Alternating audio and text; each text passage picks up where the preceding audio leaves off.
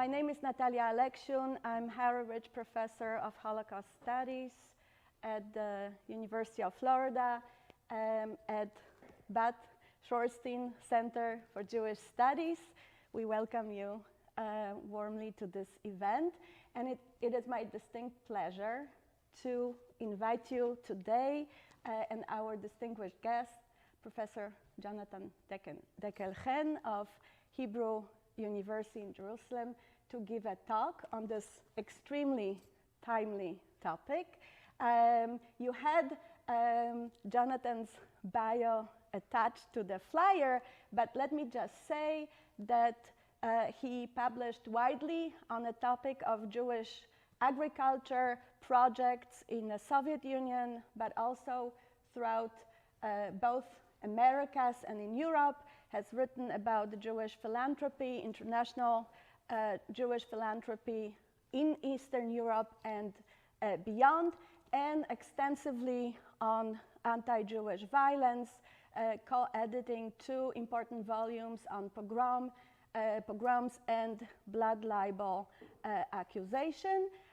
We had the pleasure to discuss yesterday a chapter from a new forthcoming volume, but today we will discuss, first listen to and then discuss to this talk that brings history and contemporary crisis together. So Jonathan, without further ado, the floor is yours.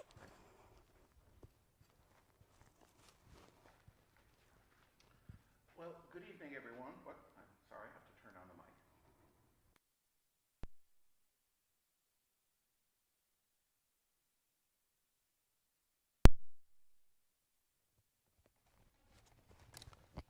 Good evening, everyone. And first, I'd like to thank Natalia and Norm. I don't know if he will be coming, for inviting me to be in Gainesville. My first time at the university. And so far, it's been very pleasurable. The seminar that we had, the faculty seminar that we had yesterday, was really one of the more rewarding academic experiences that I've had. I have to, in hindsight, say it was a very lovely experience of getting utterly trampled academically, which is wonderful, because usually, you know, academics are not really honest with each other. That's a trade secret. And it was really quite refreshing to hear the whole truth, and it hurt, but I'm glad that it happened. Also, thanks to Mr. Shorstein, you've created a lovely space and a lovely place of learning, and I think by virtue of me being here today, it really is an affirmation of, I guess, what is possible with the 9,000 Jewish students that you have on campus. I also learned that. So I hope things will only improve and strengthen from here. We're going to depart today, or this evening, from a kind of usual academic talk, because we're going to be bridging past to present. I spent the day today, before coming over, unexpectedly, listening to 2 webinars, one of the 2 foremost research institutes and really public institutes that study Eastern Europe and the former Soviet Union, the Kennan Institute in Washington, D.C., and the Harriman Institute in New York at Columbia University. And both of these webinars were exactly on this topic, the current war between Russia and Ukraine. And they had sort of the best and the brightest people lined up there talking about various aspects.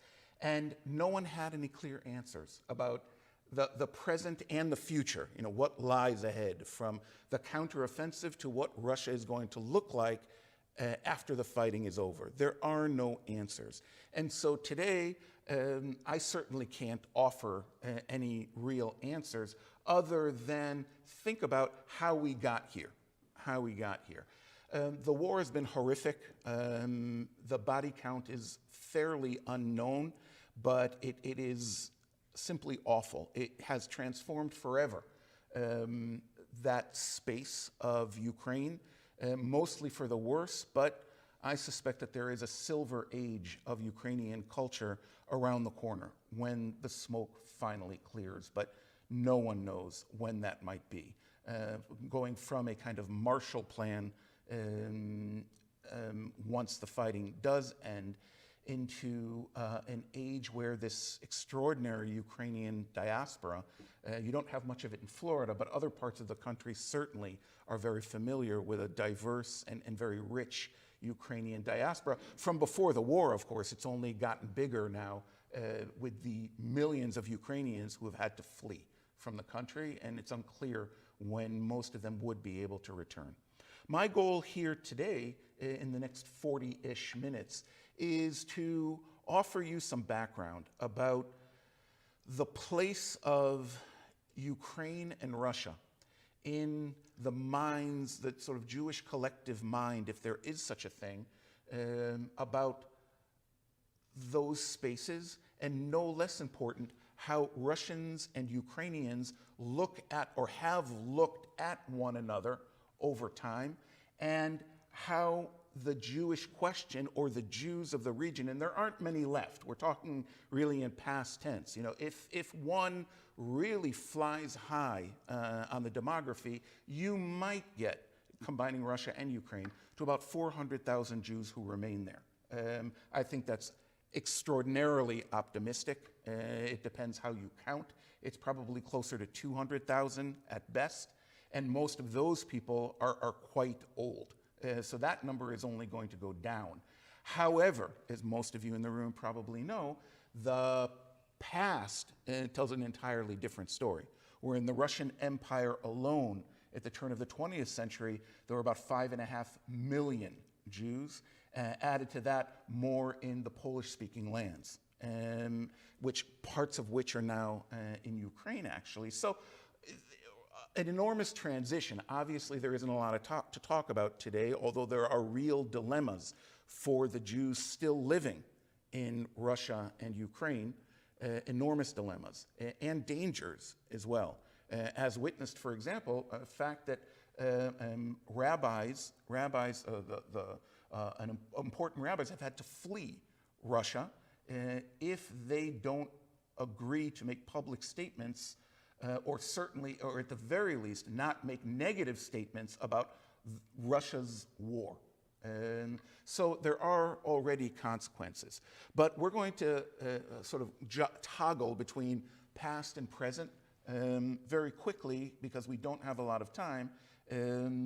What we see here are sort of the front lines as they were in April 2022, sort of at the maximum reach of Russia's army.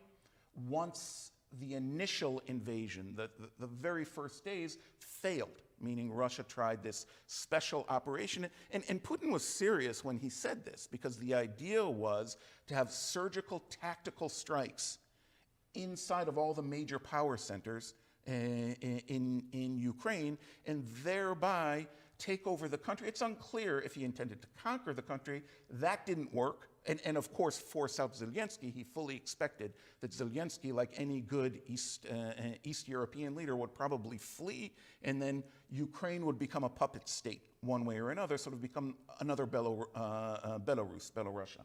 Well, that didn't happen, and it became a slogfest after that. Maximum actual territorial possession was in April of 22. Moving forward, we see, looking at these maps, well, not a lot has changed, because it went from an attempt at an elegant surgical strike to a kind of rendition of small unit combat, reminiscent in a way of the First World War, of trench warfare. And we see that in the news, so I don't need to really speak much about that either. So why and where does this war start? Why and where? And for some of you, I mean, there are experts on the region sitting in the room, and this all may be rehashing stuff that you already know. My intent here is to kind of offer a general view, and perhaps during the discussion, we can discuss things that are more specific and perhaps more expert. Well, generally speaking, I would say that the conflict between Russia and Ukraine is based in ancient history, the end of the 10th century, with sort of the founding father, let's say, of the Russian state. And again, forgive me if I'm slipping here or there on a word which will anger experts about what's Russian, what's Ukrainian, what's Polish. That's part of the problem. That's part of the problem. But in general, the Russian political entity that we know now begins in this tiny little area that today is part of, parts of it are in these various countries, parts of Poland today, Ukraine, a little bit of Lithuania and Russia. And that is called Kievan Rus. The founder of it, of this dynasty that will rule this area, is Prince Vladimir, who, by the way, also adopts Orthodox Christianity as the religion of these people. And his dynasty will rule over them for centuries thereafter. This Kievan Rus is recognized by everyone. There's certain things that everyone agrees on. This is the beginning of sort of the political entity that will eventually become Russia, but Ukraine will break off from it at some point. And there's a lot of argument at what point that is. And again, all of this is shorthand. All of this is shorthand. I can't be encyclopedic in what is now 35 minutes. So what happens over the course of hundreds of years to change this political entity that's, sort of pocket-sized in the middle of hostile, tribal, paganistic peoples to the largest land empire in the world as we move towards the 20th century? I mean, keep in mind, this is the Russian Empire at its greatest extent, which is 1/4 of the landmass of the world. And as you can see, and again, we can't really go into anything in particular, but that Kievan Rus, it's not marked here because the map begins in 1533, not the end of the 10th century, but Kievan Rus, more or less, is this tiny little pocket here. Tiny little pocket here. Russia, then, in its various forms, with lots of struggles, lots of warfare, back and forth, extends all the way from Poland, by the end of the 19th century, from Poland to the Pacific, with all kinds of failed experiments going into Afghanistan and going into China and various other places. And even though there's this enormous expansion that's both territorial and demographic, I mean, we're talking about hundreds of millions of people by the time of the First World War who are Russian subjects. They're not citizens, they're subjects of the Tsar, of the king. Throughout that time, the leaders of Russia and the Russian people altogether, that most of them live here in this European part of Russia, have learned from birth that Kievan Rus is sort of it is the core of what it means to be Russian, even if the capital long ago moved to Moscow and then to Petersburg, and eventually it'll move back to Moscow. This map very quickly gives you an idea of sort of the ethnic diversity of that same Soviet empire in this case, but it was much the same with some slight corrections during this is the imperial Russian world. And again, the colors, we don't need to get specific about them. Keep in mind that all of these colors are different, but within every one of these colors, there's about 24 individual ethnicities. So Russia as an empire, the Soviet Union, and also today, even the Russian Federation, which is only really sort of this mass in the center, has always been a multi-ethnic, multi-denominational, multi-whatever you'd like empire. Most of the component peoples inside of this massive empire, including the Ukrainians and perhaps the Ukrainians at the top of the list, never wanted to be subjects of the Russian Empire. They were forced to do so by various means. And certainly no one ever asked them. if they'd like, if they'd like to be, peoples of the Russian Empire or even Soviet Russia. European Russia, just to give a kind of zoom in, as we can see, in 1900, and this will remain for the most part the case until the First World War. And as you can see, it occupies almost all of what we today would call Eastern Europe. Ukraine, we can't see it here, of course, because it's been absorbed into the Russian Empire. It has not existed for hundreds, by the time of 1900, it has not existed as a separate entity, a political entity with any kind of autonomy for hundreds of years. That doesn't mean that there isn't a Ukrainian consciousness. It exists. This would be the first time, and again, I realize this is all shorthand, but to just give us an idea of the arc of history, to steal a phrase from Martin Luther King. This is the first map. There is a Ukrainianism, a Ukrainianness, we'll call it, for hundreds of years. It never really goes away. But there's never really a clear idea of where Ukraine is. Where is it? There are vague ideas of where it might be. This is the first time in 1919, to the best of my knowledge, maybe someone can correct me, where somebody draws a map of what should be a Ukrainian national entity. And these are Ukrainian delegates to the Paris Peace Conference who sort of jot this down. And for the most part, this will remain in the succeeding drawings of maps, and there will be many, many maps drawn of Ukraine. This will stay more or less the state of affairs here in going down into towards the Caucasus region, as they're called Kazan, more or less, or Kuban by Russian speakers. That'll get chopped off at some stage. Again, there are minor corrections. Keep in mind, Crimea is in there. Okay, that's going to become important. Crimea is in there.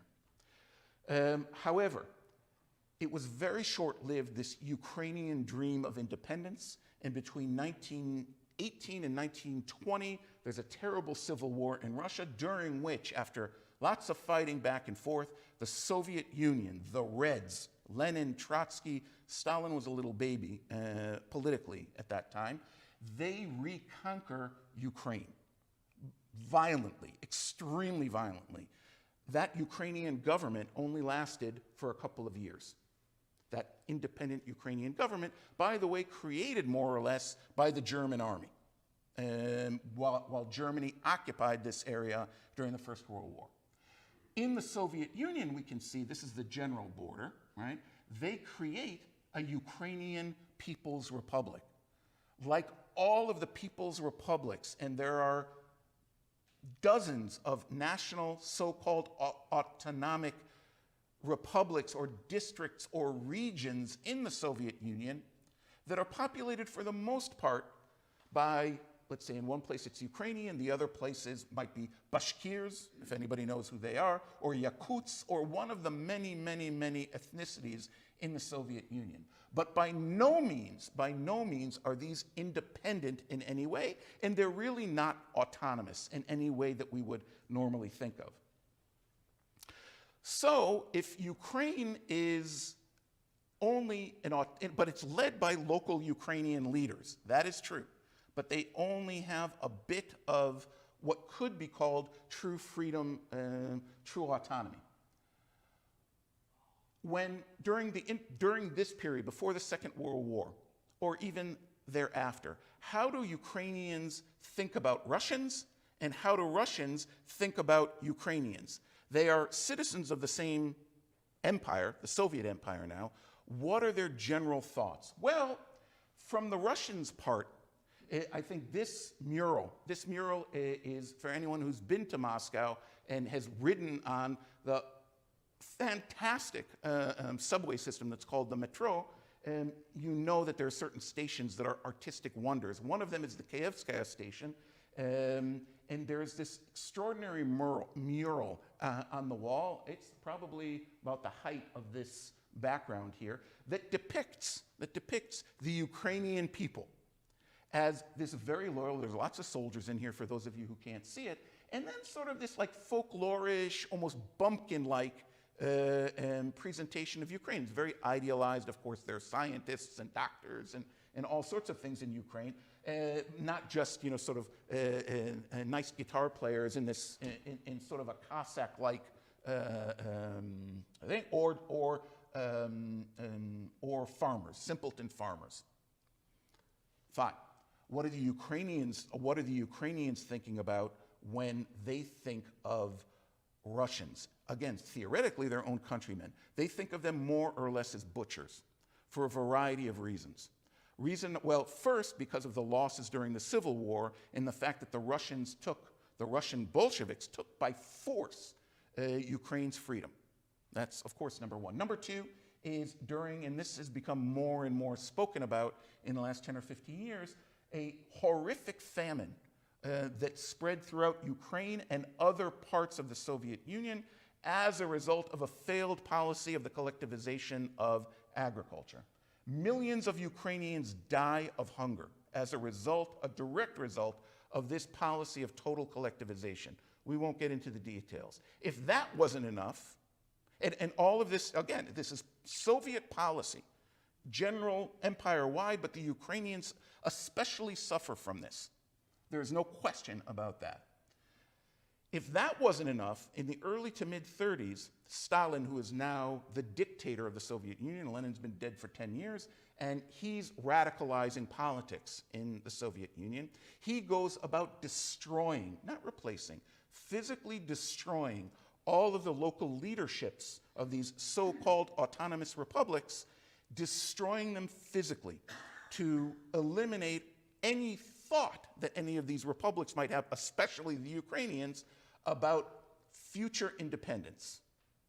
So Ukraine is left without, the Ukrainian consciousness is left without any natural leaders as a result of all of this butchering. It's very clear to any right-minded Ukrainian. What's the Jewish angle in all of this? Well, we know that a vastly disproportionate number of the founding generation of the Bolsheviks were Jews by birth. Jews by birth. They all of them moved away from Judaism as they radicalized in the late 1800s into the 1900s. That's well known. What is less well known is that many of those butchers that I mentioned before happen to be Jewish as well. Their names are far less known. It's not Trotsky, it's not Kamenev, it's not Zinoviev, Radek. The list is endless of Jewish leaders in the Communist Party. What are less known are the butchers. And this particular guy, again, born Jewish, ironically enough, in Ukraine. Now, had I given this lecture theoretically 5 years ago, nobody would ever have heard of Melitopol. But it's in the midst of the combat area these days. So he's born there. You can read his biography here. And he personally, I just mentioned the butchering of Ukrainian national leadership. That's right here. It was him, and everyone knew it was him. This particular guy, he has and also brings to their death Isaac Babel from the Jewish angle, and Meyerhold, although they're Russian. They would consider themselves Russian. There's been an attempt lately to sort of convert them into being Ukrainians, but they wouldn't have agreed with that. These are great artists of the first half of the 20th century, let's say. So Ukrainians, not only did they despise, for the most part, I'm speaking writ large, it doesn't mean every Ukrainian, but the Ukrainian national consciousness sees Russians as a threat of all kinds, and disproportionately the Jews who are involved in all of this. These are what's called the inconvenient facts of history.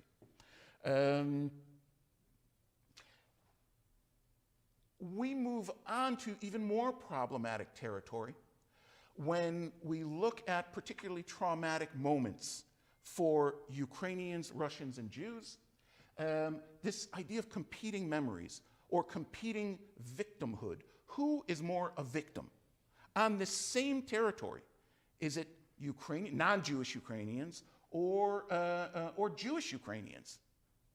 And As an example, almost exactly the same time, right? Almost exactly the same time as the Russian army, the Red Army, and Soviet administrators are withdrawing following the German invasion of the Soviet Union in June 1941. We all know that the advance was extremely fast.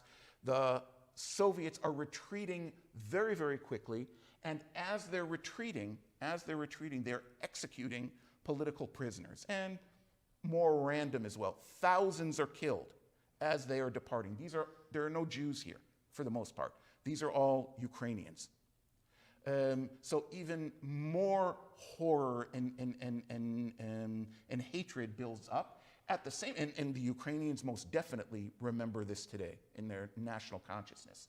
Almost at the same time, we have in Ukraine, on Ukrainian land, the beginnings of the Holocaust in Ukrainian territory. In this particular instance, and it's quite well known, there are pogroms committed against Jews in late June and early July.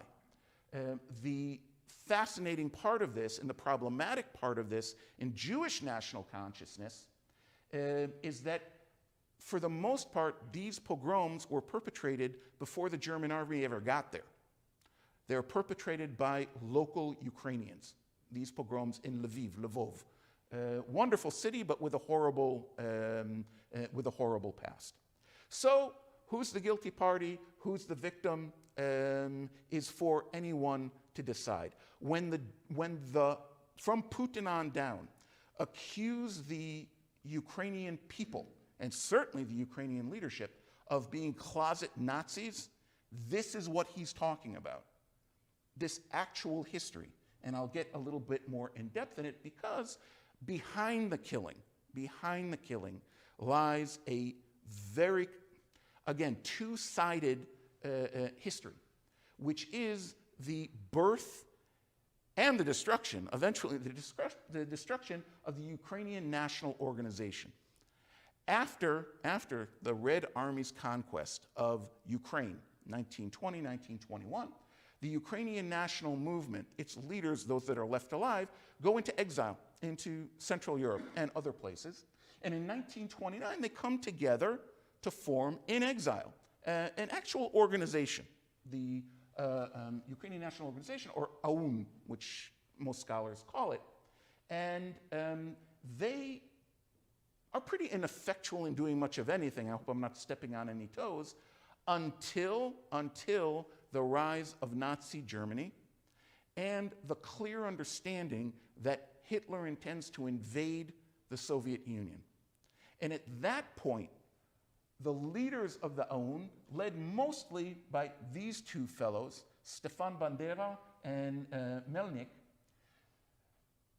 they attach themselves, their movement, to the Germans. They are trained by the German army. They have about 20,000 militiamen who are trained by the German army. That militia marches into Soviet Russia with the Wehrmacht and begins to participate in local operations in Ukraine and what is eventually called Transnistria. It's a part of the Nazi conquest further south under the control of the Romanian army, Nazi allies. And they begin to participate actively in the hunting down, the collection, and the murder of local Jews.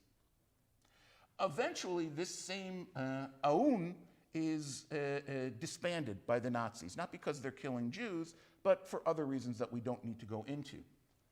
Around the same time, Bandera has already left the country. He's left the area. He's been sort of chased out. He understands that his fate will not be good if he remains. Another organization arises. The Ukrainian Insurgent Army is formed in 1942, and its purpose is to fight the Soviets. They are piggybacking on the Germans in order to be able to fight the Soviets, and eventually, once the Germans win the war, to create a new Ukrainian state. That's the plan, which of course doesn't work out. But the common soldiers of these movements and these armies, they aren't all killed during the war. Some of them survive the war and keep that spirit alive in Ukrainian territories and outside of it. Okay, time has become very short. Now but again, this is that period, from the 1920s until the 1940s. Understanding it in that competing memorialization is really important in understanding what's going on now. Because Putin, for all of his shortcomings and barbarity and authoritarianism, he has a certain, for him, sincere belief about what this history looks like. And it's not this belief, this understanding of who Ukrainians really were and who they might still be. Of course, it's not the sole factor that launched this invasion, but it is a contributing factor. And it is a huge part, disproportionately huge part, Ukrainians as Nazis, of the domestic propaganda campaign inside of Russia. And why? There are arguments about this amongst the scholars. I heard them today in those webinars. Anywhere between 40 to 70% of all Russians today are absolutely in support of the war. Absolutely in support of the war, because that's what they've been fed. It's not a myth, but it's not the truth either. But it's mythologized by the Kremlin to make people believe. That's for domestic consumption when he talks about Nazis in Ukraine. Okay, so there are other factors at work. I said that's not the only factor. The other factor is, and for anyone who's been following this is pretty aware of it. 1989, this is what the map looks like. So slightly before the collapse of the Soviet Union, 2 years before the collapse of the Soviet Union, the red is all part of the Warsaw Pact, which was a competitor or a bulwark against NATO, which we know a lot about, in the blue. And these are the neutral countries. If Putin, basically if Putin were ever to be fired from the job, one of the reasons would be that his actions have created a situation where Finland and Sweden, who never wanted to join NATO, have sort of volunteered for the job during the course of this war. It's critically important for strategic reasons for Russia, but we'll leave that aside for now. In any case, that's the world that faced Mikhail Gorbachev, of blessed memory, as the Soviet Union was falling apart. As it was falling apart, the United States was very concerned that, because they didn't really know Gorbachev and they didn't know what to expect, was very concerned that as the Warsaw Pact was falling apart, all of these countries were seeking independence, that he would kind of lose his mind and invade or who knows what, because that had been a Soviet pattern in the past. In Poland in the 50s, in Hungary in the 50s, and Czechoslovakia in the 60s, nobody knew. So there was a lot of engagement by the George Bush, the father administration, to calm him down. And one of the things that was said but never written down is that NATO will never expand. NATO will not expand. That same promise was conferred by the Clinton administration to his mostly drunk successor, Boris Yeltsin, that NATO was not going to expand because they didn't want the Russians to be that concerned about new encirclement. But lo and behold, as you can see on the map, NATO did expand. One can argue whether or not this was a good idea or a mistake, but it is a fact, and it's a fact that was of great concern to the Russians, and the Americans were warned that this is not a good idea in general. For Russia and for Putin, let's go back here, for Russia and for Putin, it was one thing that Hungary, even the Baltic states, joined NATO. It is another thing entirely to discuss Ukraine becoming part of NATO, even though NATO had no intention, zero intention, of allowing Ukraine into the alliance for all sorts of reasons. But the mere possibility of Ukraine one day becoming a NATO member was utterly unacceptable to Russia. both tactically and strategically, because this is the highway. There is nothing to block, nothing, no natural border, no nothing to stop a NATO invasion. Obviously, NATO was never going to invade Russia, but that is the fear because of deeper Russian history, always of invasion. But that's the lesser part. The bigger concern, and this is totally emotional, is that why on earth would we allow Ukraine, the inheritor of Kievian Rus, our brothers, little brothers, but brothers, to become so westernized that they would enter an alliance with all of these Western states, of course, America or beyond the seas and Canada and so forth. Why on earth would that be an acceptable outcome? And so, as part of the casus belli, the reasons for war, this is a much more realistic one. A much more realistic one, and a product of, I would say, frustration and disappointment from the Gorbachev era up to the Putin era. Sort of from what they see as broken promises and unwarranted threats. In fact, one could say, why did NATO even exist after 1991? For the older people in the room, you know perfectly well that NATO was created as a defensive alliance against the Soviet Union, period. So if the Soviet Union no longer exists at the end of 1991, why on earth does NATO continue to exist? In the Russian mind, the answer is clear. Again, we can argue about, well, is that valid? Doesn't matter. That is the Russian mind. Okay, our time is wrapping up. So a little bit more about the Jewish angle of all this.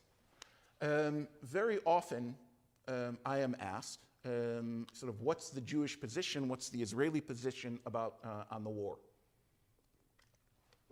Well, first, I'm on record. The day after the war began, I was in a TV studio in Israel being interviewed about this, what was the special operation.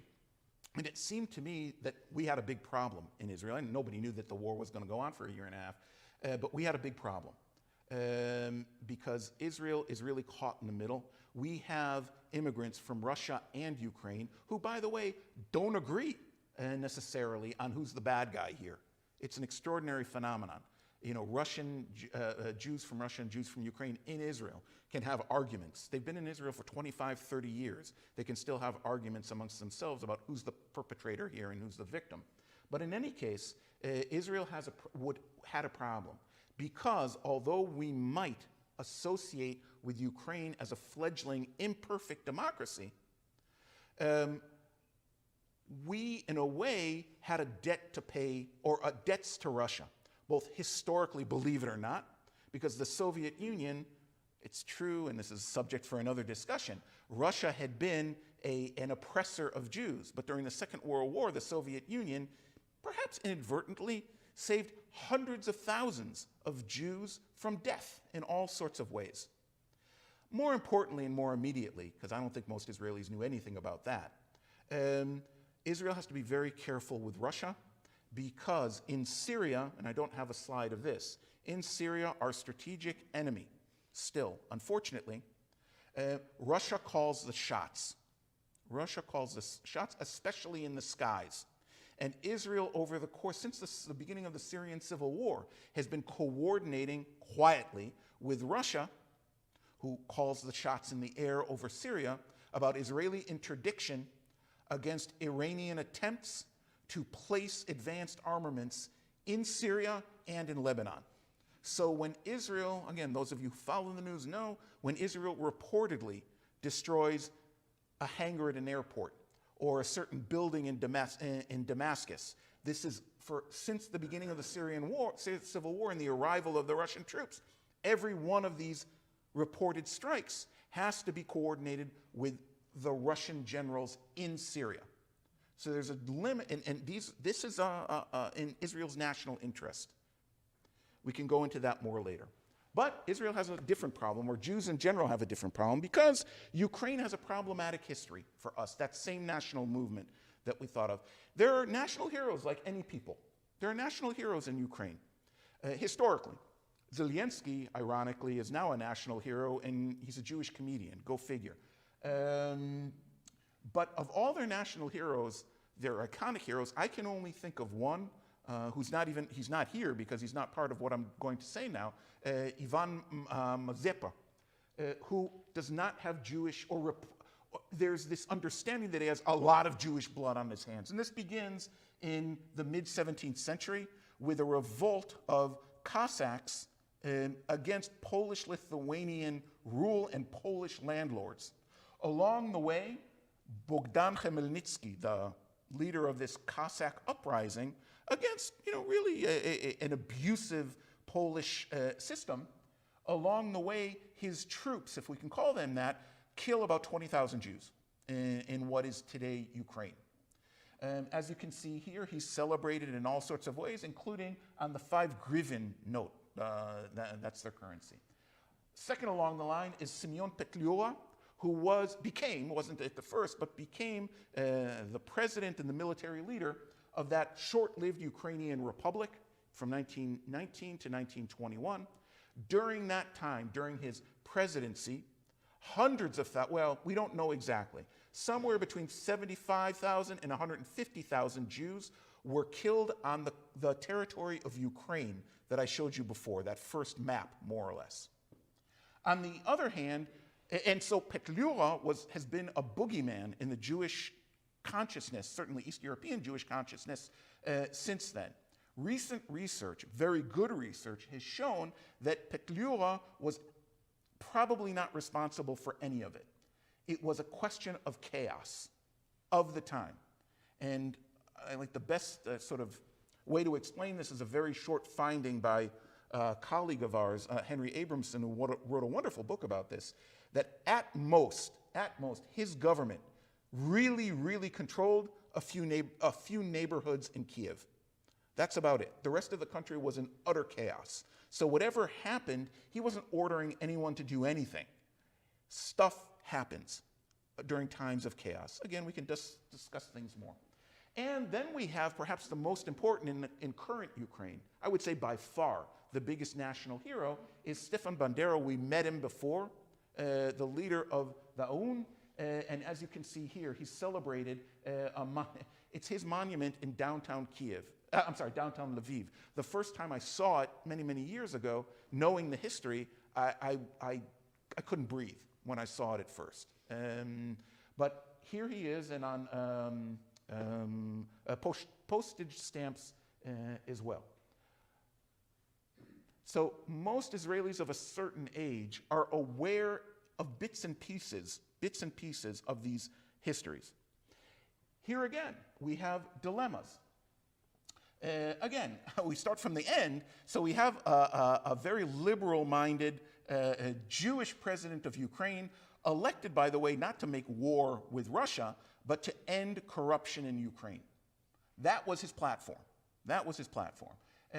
He didn't have a lot of time before the war to complete it. He is serious about it, and there are many reasons to see, even during the war, that he's extremely serious about this.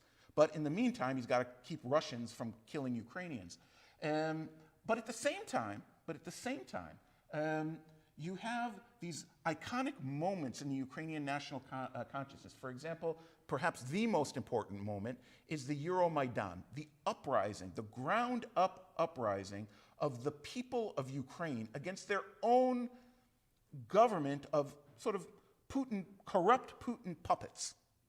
An amazing few months of Euromaidan. It's what they called their revolt, because they wanted to stop being part of Putin's East and become much more Western, closer to, and hence you can see European Union flags here. I'm not sure that you can see them here. Yet, at the headquarters, the headquarters, right, of the Euromaidan protests, that ground-up organization, who's featured here in this big banner outside? Stefan Bandera. And there's no question, this is not Petliura. He knew exactly what was going on in Ukraine during the time of chaos between the retreat of the Red Army and the arrival of the German Army. Here, by the way, is a big birthday party for him in January 2022.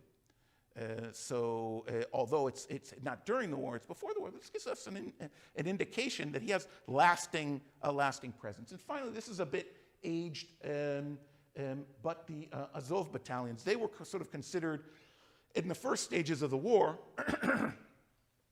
sort of the elite units of the Ukrainian army. They were pretty much destroyed during the Battle of Mariupol, the siege of Mariupol, so they're really not in the news very much anymore. That's the good news. The bad news is it's full of anti-Semites, declared anti-Semites and thugs, the Azov battalion. And as we can see, there's debate about their seal, but it doesn't take a lot of imagination to see a swastika here. Yet at the same time, we have these really awe-inspiring attempts by Ukrainians, until the war, of course, of really trying to deal honestly with Ukraine's past. And I had the privilege of repeatedly sort of being in conversations and in conferences with, of all things, the Catholic Ukrainian University in Lviv and other universities, certainly in the western part of Ukraine, that were really trying to not put the past behind Ukraine, but to deal honestly with all that has happened and how to move forward with all of that. And finally, of course, we can't, and Natalia, I promise we're going to be done in a minute. This is less pertinent, but it is kind of interesting. This is another factor in the war. I didn't have time to add, of course, the newest, evidently, the newest victim, who is Prigozhin, who dared to, in any way, challenge. The difference there is he's a military leader and an economic mogul. These guys were all oligarchs, some of them with Jewish connections, Jewish past. Putin, by and large, is pro-Jewish, believe it or not, and that's been widely reported, and I think it's true. He has no problem killing Jews, rich as they might be, who defy his authority. So that's another bit of a Jewish angle, but it's not terribly unique. And with that, I hope your heads aren't spinning too much. The idea here was to give a broad view of what's going on, and in the time remaining, which is not vast, I've been told, we can enter a discussion or answer questions. That's kind of up to you. So thank you.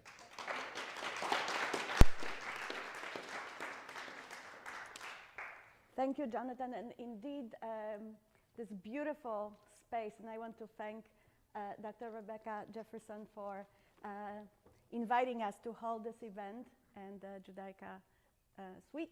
And you can, if you haven't been here before, do come back. The collection is incredible.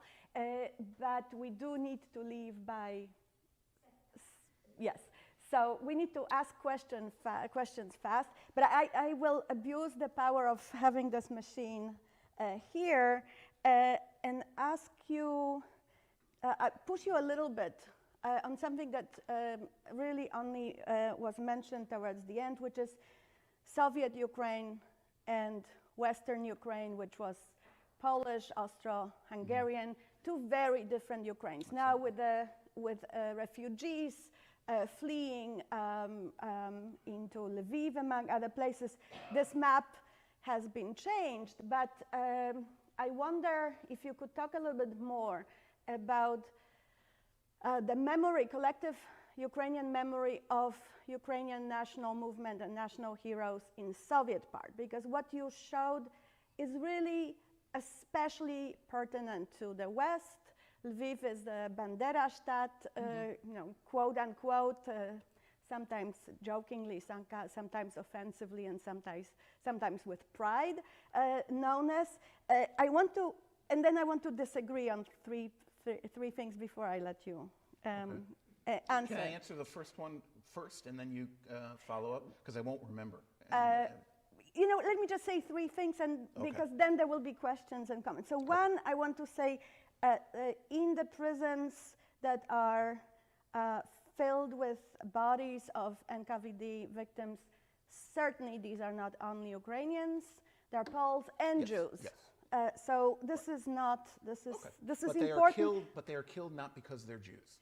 That's an important thing for the most part, but we'll move.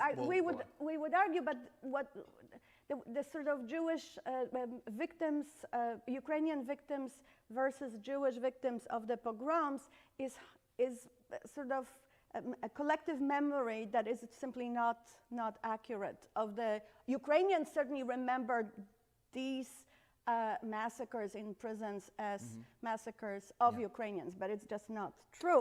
I would also disagree that you only have, or mostly have Ukrainian national heroes with Jewish blood on their hands, whether real or implied, Ivan Franko, Andrei Sheptytsky. So, you know, the picture's a lot more. I was talking about the Mount Rushmore.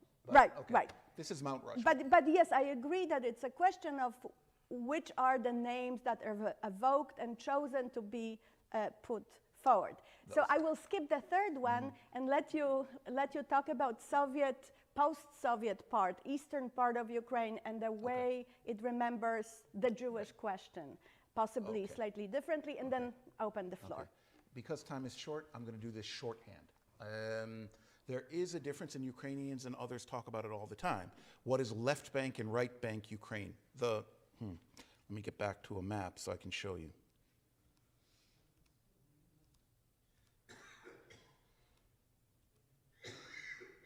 I wasn't expecting this question, so I have to find the map.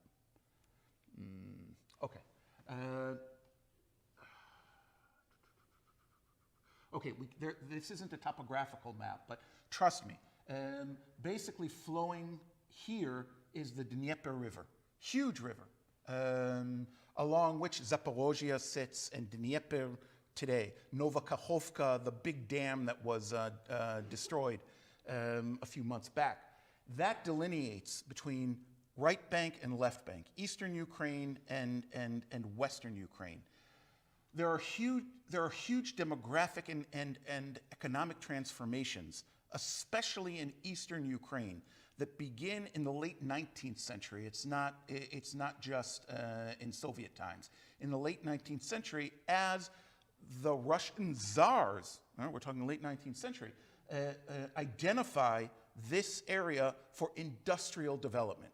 Industrial development, everything from coal to iron, you name it, is dug out of the ground, and then enormous factory complexes are created here. In places like Kharkiv, right? That was a kind of a little tiny village that becomes an industrial powerhouse because of its location here in the midst of this sort of industrial development zone. Places like Donetsk and all of that. As a result of those strategic, and that continues into Soviet times, and is even accelerated in all sorts of ways during Soviet times. It becomes an industrial heartland of the empire and then the Soviet Union. As a result of that, there's a huge influx of Russian speakers into this area to go work there. Among them also a lot of Jews. A lot of Jews, as you know, everything from lathe operators to truck drivers to economists, engineers, you name it, are coming in here. So by the time we reach 1991, and that also, by the way, it also applies to Crimea. So by the time we reach even 1991, with the disintegration of the Soviet Union, there is a real disparity within this country that is now independent, this independent Ukraine in 1991, between the left bank and the right bank. The left bank and the right bank. In the right bank, there is a preponderance, not a majority, it's hard to measure exactly because there's a lot of intermarriage within the families between native ethnic Russians and ethnic Ukrainians. But there's a preponderance of, it's not exactly pro-Russian feeling, but identification much more, for the simple reason, for the simplest of reasons, because anyone who's a Russian speaker here has relatives here inside of Russia. It's that simple. Maybe a grandmother, because they've been here for a couple of generations, but they have that. Where in Western Ukraine, and this is much more industrial for the most part, Western Ukraine is more intellectual, there are more universities there, but it's also much more agrarian. It remains agrarian. And Southern Ukraine, of course, because as most of us can remember, it was considered, and still is to an extent, the breadbasket. It was once the breadbasket of Europe, now it's the breadbasket of the global South. So different populations and different associations also with the Ukrainian national movement. Before and after the Second World War, Western Ukraine is much, much more drawn to this idea of Ukrainian nationhood because of its demographic composition and other factors, whereas the farther you go east, the denser the association with, first of all, the Soviet past, but also the Russian present. So that means that when Putin annexes by force Crimea in 2013-14, when he basically with the same sort of little green men creates these bogus republics here in eastern Ukraine, to an extent, he's moving into lands where there is a significant number of people who never wanted to be Ukrainian. I'll give you a short story from my own experience. In the year 2000, I spent a few months in Crimea doing my primary research for what became my doctorate. And it was fascinating to me at the time to meet, because there's a lot of Russians, there were very few Tatars who had managed to come back, who are the native population, the indigenous population here. So it was mostly Russians and Ukrainians. And for the most part, I found that the Russians were still, this is 2000, 9 years after the creation of modern Ukraine, they were embarrassed about being Ukrainian. And had there been a plebiscite, and this is like science fiction, had there been a referendum or a plebiscite, a fair one, a truly fair one, in the year 2000, I'm not so sure that Crimea as a whole, there wouldn't have been a majority to sort of become Russian citizens again. Putin has done an excellent job of unifying almost all Ukrainians around this idea of national unity, whether or not their family lineage is from Russian-speaking space or Ukrainian-speaking space. An outstanding job. So he's enlarged NATO, strengthened NATO, and also done more perhaps than any other person in the second half of the 20th century and into the 21st at unifying Ukrainian national identity and the national movement. And again, the national movement today is led by a surprisingly competent Jewish comedian. And that just sort of blows my mind. Other questions? Yeah. Could you just speak up? Yeah, I'd like to return the focus to the Jewish question a little bit. So a lot of people from that eastern part, a lot of the Jewish population was from that eastern part, like Zelensky himself. Yeah. And what's interesting is that a lot of those people have become refugees. Mm-hmm. I know, Yeah. talked with some of them. Oh, absolutely. Migrated, to the west and then sometimes to Israel. Mm-hmm. So you mentioned the post-Soviet migrants from the 90s, but I'm wondering what's going on with the migrants from Ukraine. How do Israelis interact with them? Yeah. And also the migrants from Russia, Mm-hmm. because there's a significant number of Russians. Yeah. By some accounts, tens of thousands, 100,000. Oh, hundreds of thousands. Fleeing Russia basically to not get drafted, pressed into service. Taking their Israeli Yeah. passports. And Yeah. Yeah. So how are they interacting among themselves Mm-hmm. with Israelis? Yeah. Well, there are two different categories here. In fact, we can almost say that the categories, they aren't national. It's not, there's Ukrainians and then there's Russians. No. Realistically speaking, there are those people who have come into Israel from Ukraine or Russia since the beginning of the war with Israeli passports already in hand, and those without them. Now you would say, well, why would they be coming to Israel with Israeli passports? Well, the simple reason is, from the late 1980s, as the Soviet Union was disintegrating, there was a mass exodus of Jews and ethnic Germans and some Armenians out of the Soviet Union because they could. And they were terrified that with this chaos that had descended and was going to get worse after 1991, that anti-Semitism would rear its head. There were good reasons for them to be afraid. A disproportionate number of them came to Israel, and in the end, between 1989 roughly and I think 2014, something in the order of 1.2, 1.3 million Soviet and ex-Soviet Jews arrived in Israel. Of those, no one knows exactly. It's hard to measure these things. There was return migration. It's many, many tens of thousands at the very least. Some of my students, actually, which was kind of frustrating, but that's life, returned to Russia or Ukraine. But they've already, because of Israel's law of return, they've long been Israeli citizens with Israeli passports that they always remember to renew on time. But their lives are being led now for 10, 20, 30 years back home in Ukraine or in Russia. It's legal. It's legal. And so they can come back home during this time of crisis and, for the most part, also join families that are already in Israel. You know, granny, their brother, their sister are living in Israel because they arrived during that great migration as well. And so there's really no question. They're citizens. They come. They'll stay as long as they stay. Maybe they'll go back to Ukraine. Who knows? Who knows? Then there are the other migrants that are simply refugees. There's no other. They are refugees, whether or not they're fleeing the destruction and the horror of Ukraine today, or they're leaving Russia, some of them ideologically, like it happens everywhere. You know, the West is filled today with Russian speakers who are simply ideologically against the war and against Putin. Some of those arrive in Israel as well. But I would say the majority of them are it's more of a utilitarian kind of thing. And Israel has accepted many tens of thousands of those kind of folks, both from Ukraine and from Russia. That's the good news.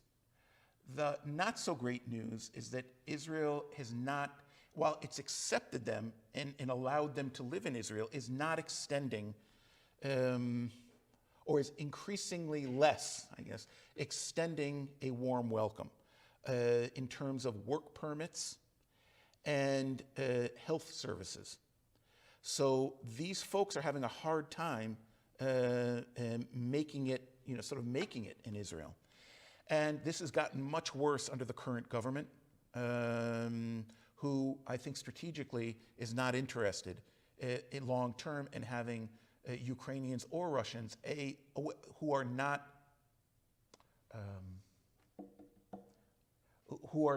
no, I'm looking for a word, who can't come into Israel by virtue of the law of return.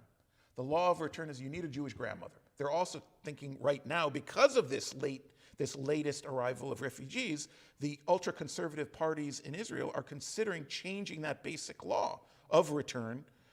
Right now, it's any Jewish grandmother that you can prove, you automatically become a citizen of Israel with all its rights, privileges, and some not so great things. But if you aren't, you can almost never become a citizen of Israel. And so they increasingly have made it more difficult for these people. And so there's been an out exodus as well.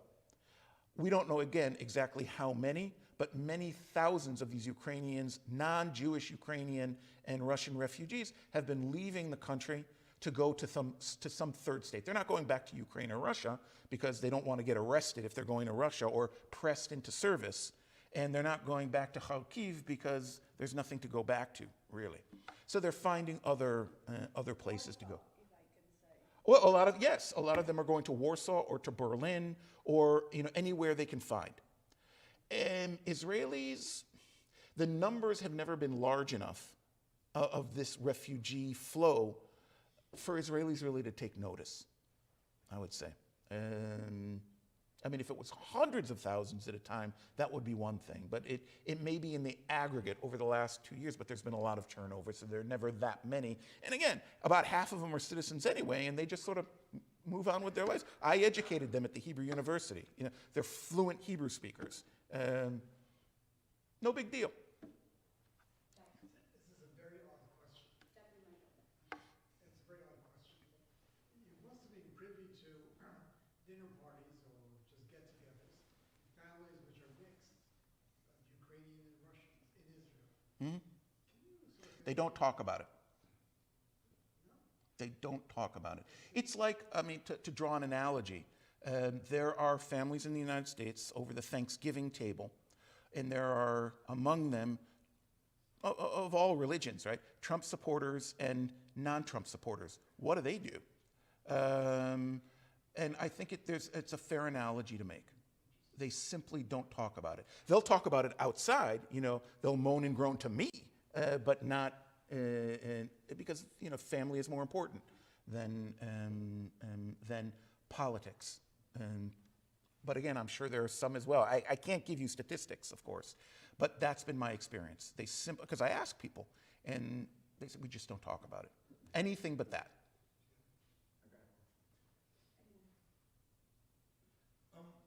So I want to get back to the region a little bit. So the Jewish presence in the region is highly diminished, as you pointed out. Populations which were once very large and very small, either through extermination or immigration. Jews today don't face any legal discrimination. They face bigotry. Good timing. He won't listen to me. There's no legal discrimination. There's been, no massacres of Jews since 1989. Yet Jews are symbolically embedded in the war and the rhetoric of war. So specifically, those people who are anti-Western will have turned George Soros into the boogeyman. The Ukrainians and the Russians call each other fascists. There are certainly organized fascists who continue to be anti-Semitic in both armies. Yet there are no Jews, and Jews are not discriminated against. So how is it that Jews are symbolically implicated in the rhetoric of the war, yet there's no significant Jewish population and no harsh anti-Semitism in the region compared to what there was in the past? That's a hard question to answer, but it goes into I would say a wider question, which I will not go into, is the interesting phenomenon that there can be local anti-Semitism, and this has been going on now for hundreds of years, with no Jews living there. And it can happen by all sorts of means. And as an Israeli, I encounter it all the time. I go to places where Jews have never lived, ever. And people will tell me in a variety of languages, they've never met a Jew before, but they never thought they looked like me or acted like me. And they can't believe that Israelis are actually Jews. Again, they've never met a Jew before in their life. I think that's a thing, and I think part of it is through the legacies of Judeophobia in the church, although the Russian Orthodox Church is not Judeophobic anymore. It used to be, like many other churches. It's not. But, I think it is, on the Russian side, Russian history textbooks are not necessarily kind to Jews or to other minorities. And when you've been stoked. Oh, and also, listen, anyone who's old enough to have lived through Soviet times, until 1985, until the coming of Gorbachev, there was lots of anti-Zionism, which was anti-Semitism by another name, in terms of its imagery and its rhetoric. People were fed this in schools, in the factories, in the youth groups, and that's not that long ago, where it was government policy. Now, true, there were Jews then, but these kinds of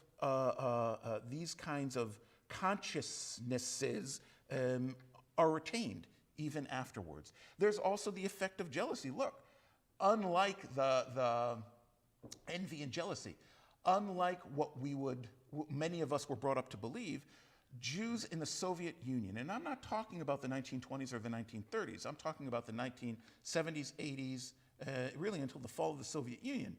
In the local sense, Jews generally did very well for themselves.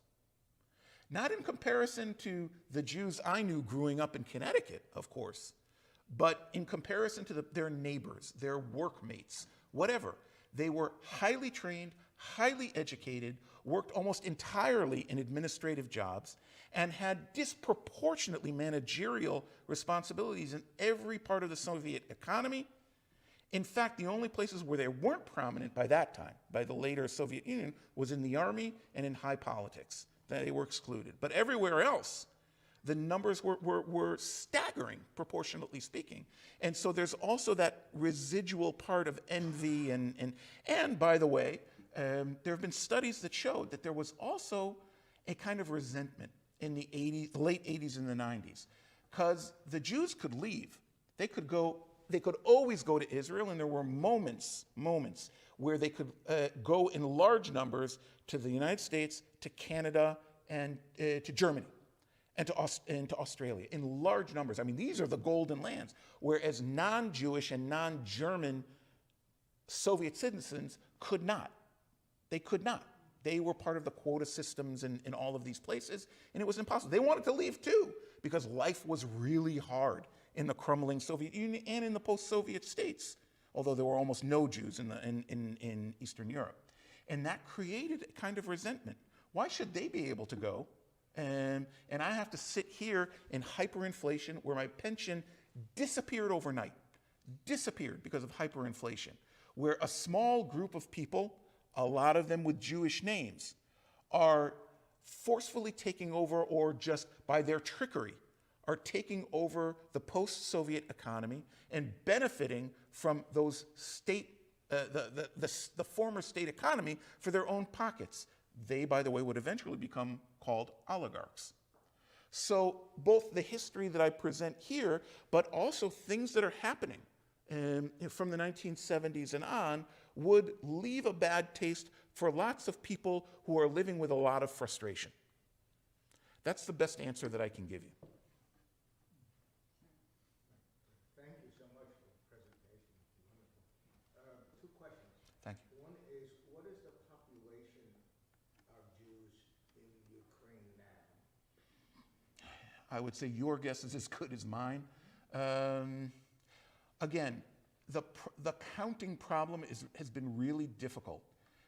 About how many Jews are anywhere in Eastern Europe, anywhere. And by the way, things have been shifting. You know, there are now significant Jewish populations, or more significant Jewish populations in places like Poland. By the way, if you want, a good Israeli meal, I suggest you go to Berlin, because of and it's painful, but it's true. So the demography is changing a lot. It depends how you count, the short answer. I'm not a demographer, but they have fierce arguments amongst themselves when counting, because they ask, it's what their job is, demographers of the Jewish people. Who's a Jew? Who do you count? Is it someone who identifies as a Jew? Is it someone, in their own mind, no matter sort of what their background is, do they identify as a Jew? Would they answer Jewish on, if you could, send out a census? Would they answer Jew? Regardless of what, again, their family background is. Is it someone who's an affiliate? That's how it's done in the States, by the way, for the most part. People who are affiliated to something Jewish. But it doesn't work that way in Eastern Europe. That idea of affiliation. There are Jewish organizations, there are Jewish institutions, but that idea of paying membership dues and becoming affiliated with something, it doesn't really work. Are you other ways of doing it? Is a person who's out there, would he or she be counted as someone who could take advantage of the law of return, meaning having a Jewish grandmother, whether or not they identify as a Jew in any way, shape, or form? So it's tricky. Again, it depends how you count. And the numbers, same is true here, and you can see it like in the Pew Research reports. The numbers that you get are wildly different depending on how you count.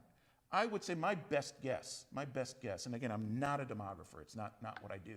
I trust people like Mark Toltz. If you want to really know the story, there's a very, he publishes tons of stuff. His name is Mark Toltz. He works at the Hebrew University of Jerusalem. He is the demographer of the Jews of Eastern Europe, and certainly the former Soviet Union. I believe he would say today, or at least before the war started, God only knows what the numbers are. Before the war started, I think he would say something in the order of roughly 100,000, maybe 150,000 Jews in the Russian Federation, and about 75 to 100,000 Jews. And that's the range. These are the ranges that he would give in Ukraine. Okay. The second question, and I think you answered it because you probably know me, but I think of that monument, sort of picture of Bandera, yeah.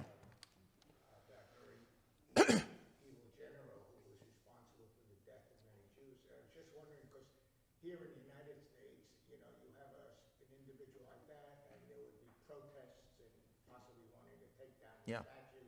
Yeah. They want to get a, you know, tear down Stone Mountain and I'm wondering if there's any movement now that they have a Jewish president. The short answer is any no. kind of movement No. to deal with I mean, that. both it's wartime, you know, it wouldn't be appropriate. And secondly, I suspect, although there's no way to empirically prove this, that if some highly motivated individuals were to go out and start protesting, you know, to take down that monument to Khmelnytsky or Bandera, again, that's the Mount Rushmore, and that's the difference I was trying to talk about with Natalia. They'd get the living daylights pounded out of them. I wouldn't want to do it. If I may add on that topic, just one sentence as a follow-up, because this is specifically connected to Holocaust history and this participation of Ukrainians. And if you ask many survivors from whether the formerly Polish or formerly Russian Soviet part of Ukraine, there's this line, you know, Ukrainians were worse than the Germans. This is what in many testimonies would show up. And, you know, there's a question, are many survivors wrong when they recall it this way? But there's a fascinating discussion with the young generation of historians that Jonathan alluded to that write about it. And then there is some pushback saying, you know, this is not the time. You're basically playing into Putin's melody. We can talk about it after the war.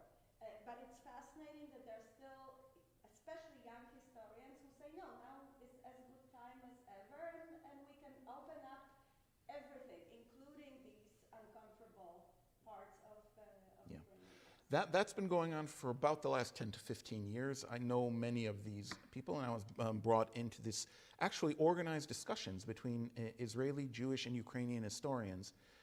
Most of them younger, it's true.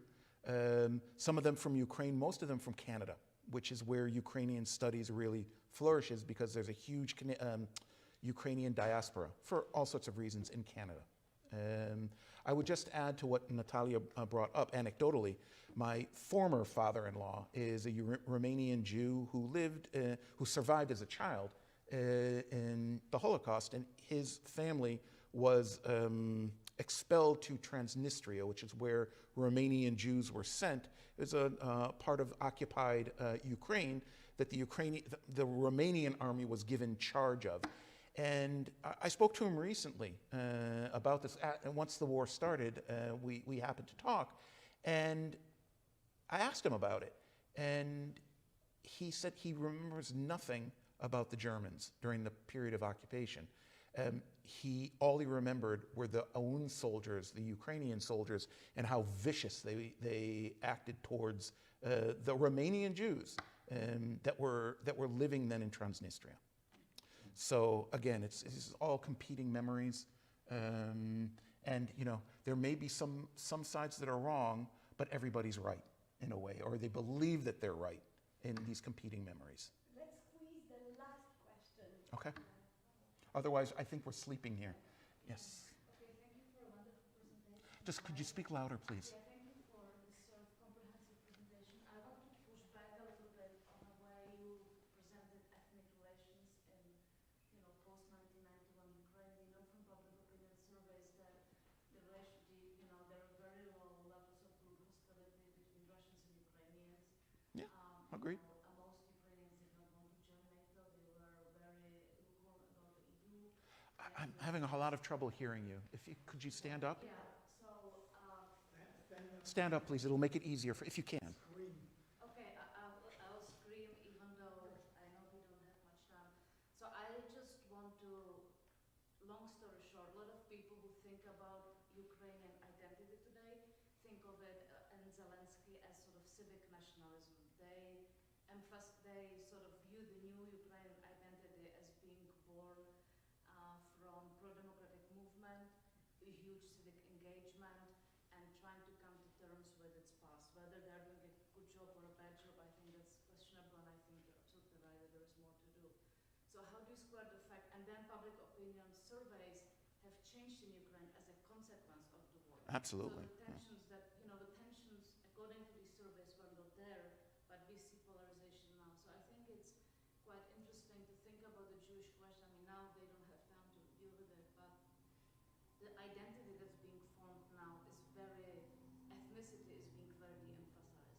Mhm. at the same time. But at the same time, you see sort of in the surveys that there is sort of more and more hatred coming as a consequence of the conflict. So, Hatred towards whom? so hatred towards Russians, you know, I mean, as you know, Zelensky switched to Ukrainians, Yeah. you know, you see it from Yeah. Italy. So, you know, just if you were to, how does this, you know, Jewish question fit in a nation that at the same time is de-emphasizing ethnicity, Mhm. but also, you know, sort of underlining, you know, there are tensions that are very Yeah. ethnic. Yeah. Well, I do think, thank you for the question.